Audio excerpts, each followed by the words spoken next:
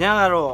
တော်လေးကိုပြင်းစရာကောင်းခဲ့တဲ့ချက်စီးနဲ့အာဆင်နယ်ပွဲလိုပဲကျွန်တော်အနေနဲ့ပြောချင်တယ်ဗျာအားလုံးပဲမင်္ဂလာပါကျွန်တော်တို့ဘူထက်ကြီးပါဘောလုံးတင်းတွေကိုအမြဲတင်ဆက်ပေးနေတဲ့ဘောလုံးဖန်တစ်ယောက်ပါဗျအဲ့တော့ဒီနေ့ညကကျွန်တော်တို့ဒါကန်သွားတယ်ပေါ့နော်ချက်စီးနဲ့အာဆင်နယ်ရဲ့ပွဲပြီးတုံးတက်ချက်ပေါ့ဗျာလို့နော်ပွဲပြီးတုံးတက်ချက်လို့တာပြောရမှာတကယ်တမ်းကျဘာမှကိုမရှိဘူးဘာလို့လဲဆိုတော့ပထမအကြော့မှာကကျွန်တော်တို့ဒါတကယ်ကိုစိတ်လှုပ်ရှားပွဲကောင်းတဲ့ပွဲတစ်ပွဲဖြစ်ခဲ့တယ်ဗျာအာဆင်နယ်က2-3ဆိုရရလက်နဲ့ချက်စီးကွင်းမှာအနိုင်ကန်ခဲ့တယ်အဲ့တော့ကျွန်တော်မျှော်လင့်တာက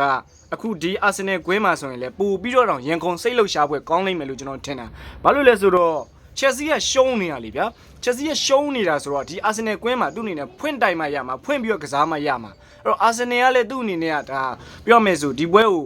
အတာရတီတောင်ချက်စီးဖြစ်နေတာကြောင့်တို့အနေနဲ့ရောပေါ့ကစားလို့မရဘူးဗျာဒါကြောင့်တို့ဒီလည်းဖွင့်တိုင်မယ်ပွဲရအပြန်လန်ဂိုးတွေနဲ့စိတ်ဝင်စားစရာကောင်းမယ်လို့ကျွန်တော်ထင်ခဲ့တာဒါပေမဲ့အထင်နဲ့အမြင်ကတက်စင်အောင်လွဲတာဗျာလို့နော်တကယ်ကိုပြင်းစရာကောင်းခဲ့တာနှစ်တင်းစလုံးကတော့ဒါအဓိကလူစီရင်နေနဲ့ပွဲထွက်လာခဲ့တယ်လို့ပြောလို့ရရပေါ့ဗျာချက်စီးကလည်းကျွန်တော်တို့ဒါဂိုရိုမန်နီယာမှာဆန်ချက်ပြီးလို့ရှိရင်ကျွန်တော်တို့ဒီနောက်တန်းမှာဆိုရင်ချာလိုဘက်ဖူဖာနာဟာတိုပြီးရင်ဂူစတို3-5-2ပေါ့ဗျာအလဲမှာဖာနန်ဒက်ရဲ့ဆန်တိုရဲ့ကိုက်စီတိုရဲ့ရှေ့မှာဆိုရင်ဂျာအိုဘတ်ဒရိုရဲ့ဒီလက်ထည့်ခဲ့တယ်ဗျာချက်စီကတော့ကိုးဘာမာတို့ဘာတို့မထည့်ခဲ့ဘူးရီဂျိန်းတို့ဘာတို့နားပေးထားခဲ့တယ်အဲ့တော့ဆိုတော့ကအာဆင်နယ်ဘက်ကကြည့်မယ်ဆိုရင်လည်းကီပါတယောက်ပဲကျွန်တော်တို့ဒါသူပုံမှန်ပွဲထွက်နေကြကစားသမားပေါ့ဗျာဖလားပွဲမှာပုံမှန်ပွဲထွက်ကစားသမားအနေနဲ့ပွဲထွက်ခဲ့တယ်နောက်တန်းမှာဆိုတင်ပါဟီကပ်ပီဒါတော့အဓိကပွဲထွက်ကစားသမားတွေပဲအလဲမှာဆိုရင်ဇူဘီမန်ဒီရိုက်စ်ပြီးရင် easy ထည့်တယ်ဗျာမက်ဒူကီထည့်တယ်ဂျော့ဂရက်စ်မာတင်နယ်လီရှေ့တန်းလောက်ပဲသူတို့ပြောမယ်ဆိုတိုက်စစ်ကိုအပြောင်းလဲလေးလှုပ်တာဗျာဒီကွင်းလင်နဲ့နောက်တန်းနေရတော့ကျွန်တော်တို့ဒါအဓိကကစားသမားတွေပွဲထွက်လာတယ်လို့ပဲကျွန်တော်တို့သုံးသပ်လို့ရတယ်ဗျာအဲ့တော့ပွဲထွက်လူစင်းကိုကြည့်ပြီးတော့ကျွန်တော်တို့ထင်တာတကယ်မြိုင်မယ်ထင်တာဒါပေမဲ့နှစ်တင်းစလုံးကပြောမယ်ဆိုလို့နီးစနစ်ပိုင်းဆိုင်ရာတွေအားပြိုင်နေတယ်လို့ပဲဗျာအရင်လည်းမတိုက်ဘူးဗျာပြောမယ်ဆိုတည်င်းရဲ့အမောက်တည်င်းကစောင့်နေတာဒါကြောင့်ပဲပွဲကပို့ပြီးတော့ပြင်းစရာကောင်းခဲ့တာဗျာကျွန်တော်အားမရတာချက်စီးဗျာအမှန်တကယ်ဆိုသူတို့ကနောက်တစ်ဆင့်ကိုတက်ချင်ဖွင့်တိုက်ရမှာဗျာကျွန်တော်ပြောအဓိကကစားမှာဒါပေမဲ့သူတို့ကိုယ်တိုင်ကလည်းကျွန်တော်အမားမခံဘူးဗျသူတို့ဖွင့်မတိုက်ဘူးပြောမယ်ဆိုအာဆင်နယ်ဘက်ကကျွန်းထွက်လာမဲ့အလုံးတွေကိုစောင့်နေတာအာဆင်နယ်ကလည်းခင်ဗျအနိုင်ရထားတာဗျဘာလို့ဖွင့်တိုက်ရမှာလဲဟုတ်တယ်မလားပြောမယ်ဆိုဒီဘောလုံးဝယ်ပိုင်ဆိုင်တာပြီးတော့ဖြည်းဖြည်းချင်းပဲတိုက်တော့မှာပေါ့ပြောမယ်ဆိုဂိုးမပေးရရအဓိကဖြစ်သွားပြီအာဆင်နယ်ကတော့မမောက်သူ့လို့သူကောင်းကောင်းလုပ်တာဒါပေမဲ့ချက်စီးကအဲ့အာဆင်နယ်အမောက်ထိုင်ဆောင်လိုက်တာဗျပြောမယ်ဆိုနီးစနစ်ပိုင်းဆိုင်ရာအရာအာဆင်နယ်ကိုကောင်းကောင်းရှင်းကစားနိုင်ခဲ့တယ်ဆိုပေမဲ့ရက်လက်ပိုင်းဆိုင်ရာရတော့သူတို့ထွက်သွားပြီဗျပွဲကခင်ဗျ status တွေကိုကြည့်လိုက်ဗျာနှစ်ပွဲဒီ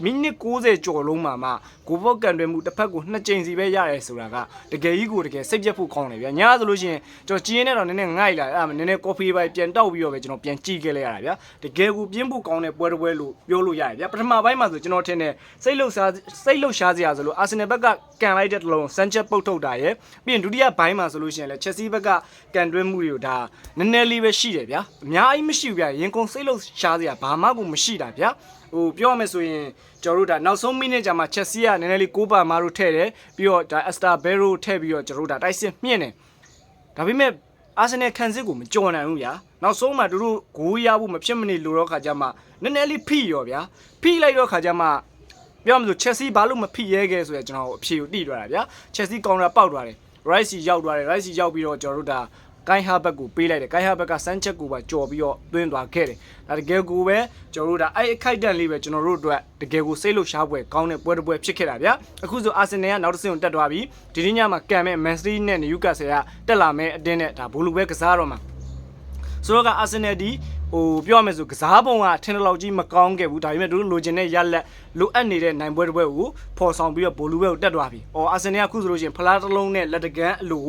ရောက်ရှိလာပြီအဲ့တော့မန်စီးတီးတက်လာမယ်ဆိုရင်တော့တို့အနေနဲ့ပွဲချက်တစ်ပွဲကိုရင်ဆိုင်ရမယ်ဒါပေမဲ့လက်ရှိအချိန်ရအာဆင်နယ်ဒီကျွန်တော်မန်စီးတီးပန်ဆိုရင်အာဆင်နယ်ဒီဘယ်တင်းမဆိုကောင်းကောင်းရှင်းကစားနိုင်တဲ့ဒါခြေစွမ်းမျိုးရှိနေတယ်အခုဒီချိန်မှာတခုတော့ရှိတာပေါ့လေအခုဒီကစားသမားအဓိကကစားသမားတွေကိုပဲတို့အနေနဲ့ပွဲထွက်ဒါအသုံးပြုနေတာဖြစ်တဲ့အတွက်ကစားသမားတွေနဲ့ပွဲပန်းလာပြီးတော့ရှိလာမဲ့ပွဲစဉ်တွေမှာအဲ့ဒီပွဲပန်းမှုတန်တက်ရောက်မှုရှိမလားဆိုတော့ကျွန်တော်စောင့်ကြည့်မှရမယ်အဲ့တော့လက်ရှိချိန်မှာတော့ဒါအာဆင်နယ်ကဒီဖလားပြိုင်ပွဲအတွက်လူစုံတက်ဆုံထုတ်ပြီးတော့ပြောမယ်ဆိုသူရဲ့အဓိကကစားသမားအချို့တွေကိုထုတ်တုံးပြီးတော့ဒါနောက်တစ်ဆင့်ကိုတက်သွားခဲ့တာဖြစ်တဲ့အတွက်ဒီပွဲစဉ်ရဲ့တက်ရောက်မှုကဘယ်လောက်တောင်ကြီးမားလဲဆိုတာနောက်ပွဲတွေမှာကျွန်တော်ကြည့်ရမှာပဲဗျာအဲ့တော့ဘာပဲဖြစ်ဖြစ်ချက်စီကတော့ထွက်သွားပြီအာဆင်နယ်ကနောက်တစ်ဆင့်တက်သွားပြီအနှစ်ချုပ်အနေနဲ့ပြောလိုက်ရရင်တော့တကယ်ကိုပြင်းစရာကောင်းတဲ့ပွဲတစ်ပွဲလို့လည်းကျွန်တော်အနေနဲ့သုံးသပ်လိုက်ချင်တယ်ဗျာလို့နော်